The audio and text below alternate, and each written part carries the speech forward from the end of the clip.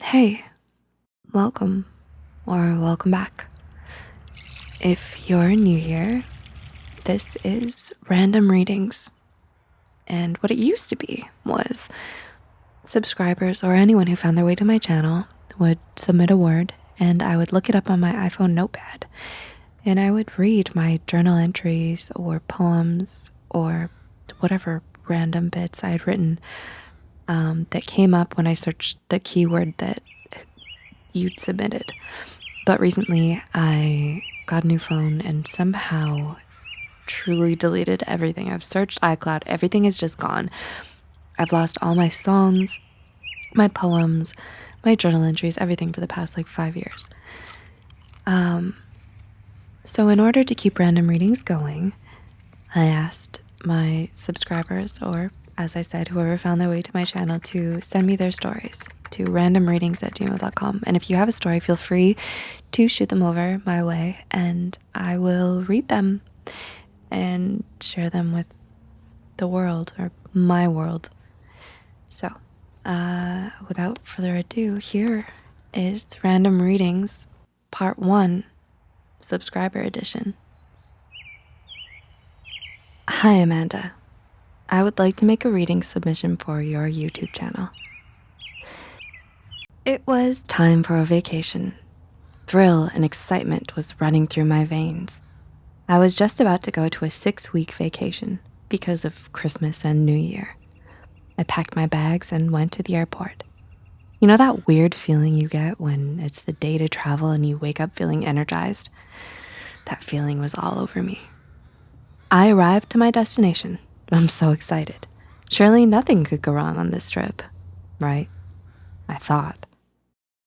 It was time to go to bed after a long day of traveling. I fell asleep, a peaceful and graceful sleep. Overall, my vacation was very fun and lighthearted, but it's almost over. That sucks. But I guess I have to leave now. Right when that thought ran through my mind, my mom told me that we would have to stay here on the beach for 1 week or so. She said there was a virus. I wasn't concerned because I was young and naive back then, but little did I know how hard this was going to be for me. The beach was beautiful today. I could hear the soft and blurred whispers of people talking in the morning. The sun was out, yet not fully. The wind felt like an invisible silk scarf flowing through my hair. The sky was a beautiful shade of baby blue. Everything was good. I could hear the birds chirping, their light-hearted songs. I got started with my day, but shortly after I got ready, my parents came to me with more news. They said that we would have to stay here for a while more because of that virus. Yet I still wasn't concerned, though they were. The next couple weeks were getting worse. Things were getting a little boring, surprisingly. The next couple weeks kind of flew by quickly. It was gonna be my birthday soon, and I didn't even know what to get. Wow. I remember I used to vent to my mom because I wanted to go back home. I missed home. But sometimes my mom would misunderstand what I was saying, and the venting session would escalate into an argument. The next day, I decided I should stop being vulnerable to everyone. I needed to be stronger. So whenever I felt like I was torn apart in sadness, I remember I would just sit on this secret spot I found and cry. Just cry my eyes out. Little by little, I stopped counting the days. I stopped keeping track of time. I spent all day on my phone escaping my problems. I became super defensive, and little by little I started developing depression. Kind of ironic that I would get depressed on a beach, right? So, I found another outlet. Instead of letting my anger out on the people I loved, I started drawing more.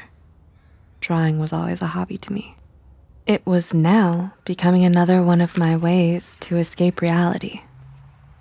I started feeling this weight on my shoulders and feeling stuck in life. I started being negative again.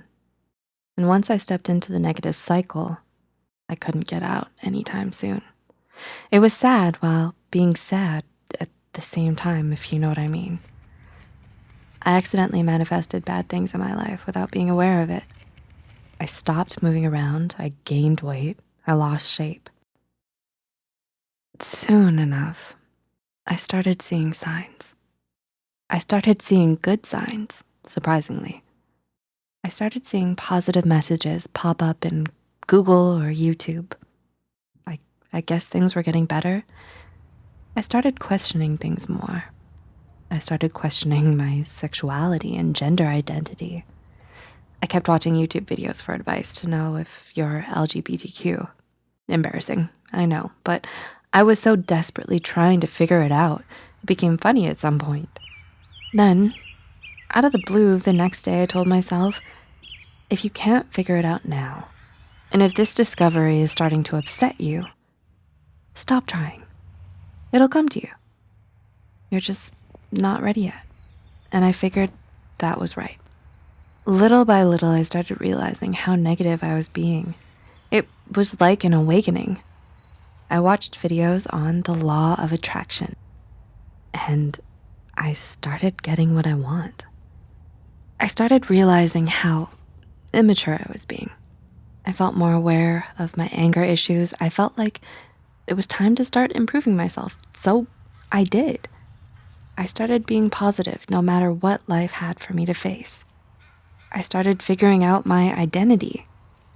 I was doing good, and I figured that change can be good sometimes. My family and I got out of there. We moved into a new country and found a beautiful big house. I'm doing amazing in life now. From this experience, I learned that no matter what, don't give up.